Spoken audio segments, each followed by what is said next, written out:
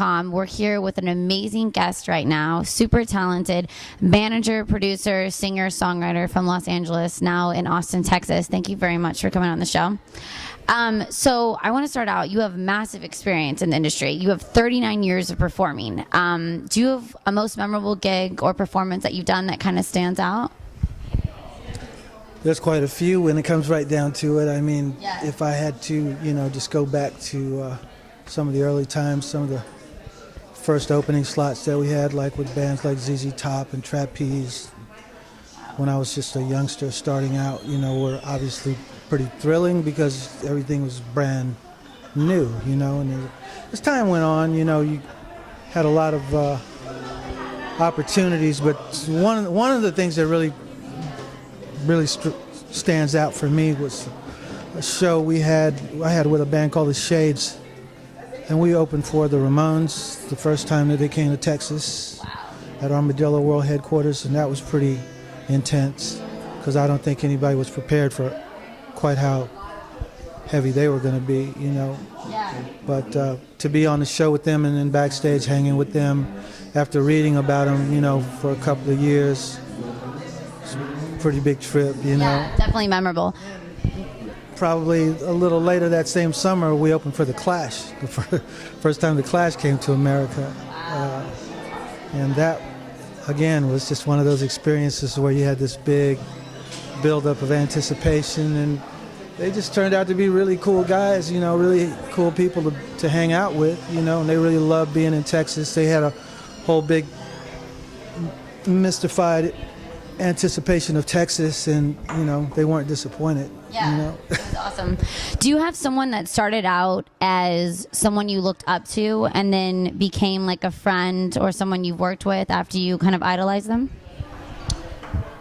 Yeah, as a matter of fact, I did. When I first started out up in Wichita Falls, Texas, back in 1969, 1970, I was just graduating high school. I used to see a band from Austin come up to North Texas to play at Midwestern University called Cracker Jack.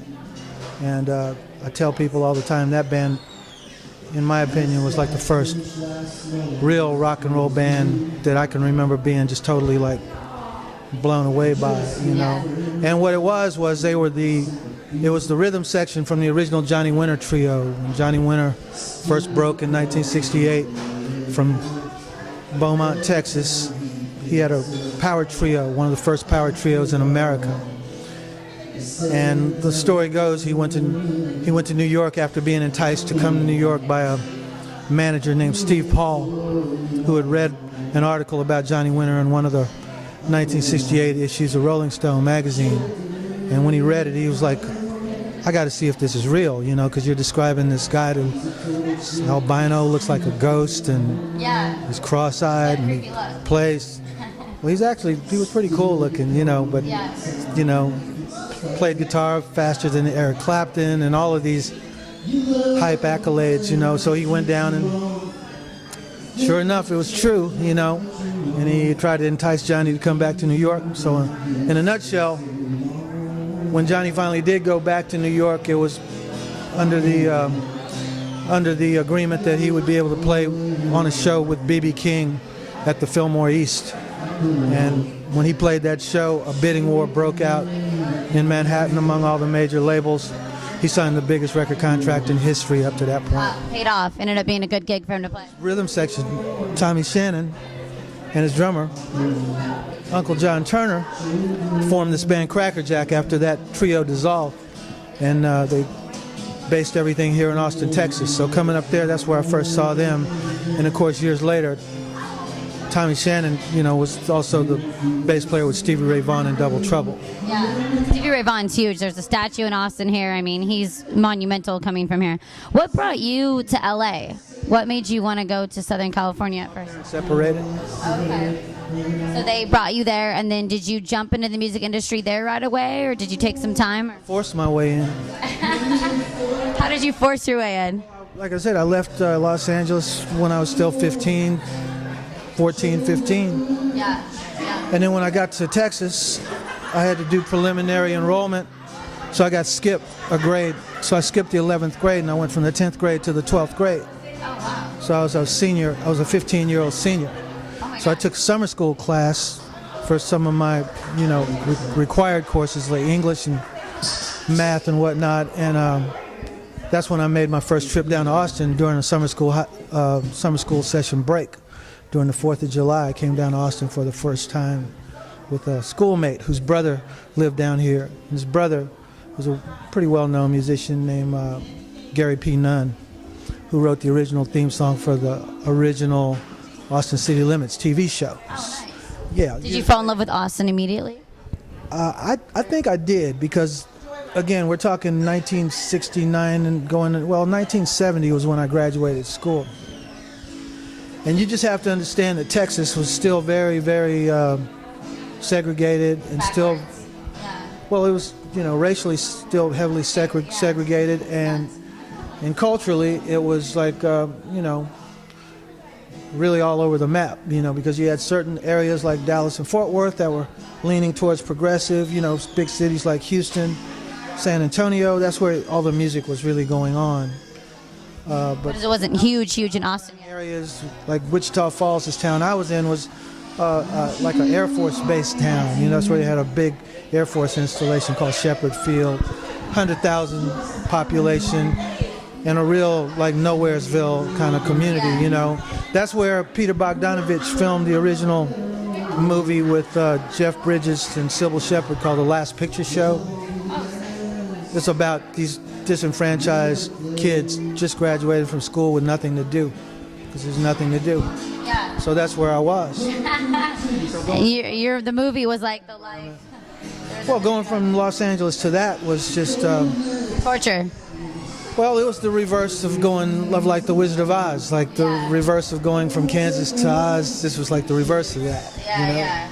But I did, meet some nice people, some cool musicians, and that's who I clicked up with while I was there, and that kind of kept me sane and out of serious trouble, because it's just a short step from boredom to crime, Yeah. You can fall into the entertainment music biz wild side easily. It's kind of there. It's testing you. Wichita Falls was just a weird community, because it was just predominantly upper echelon, nouveau riche families and poor families. There really was no middle.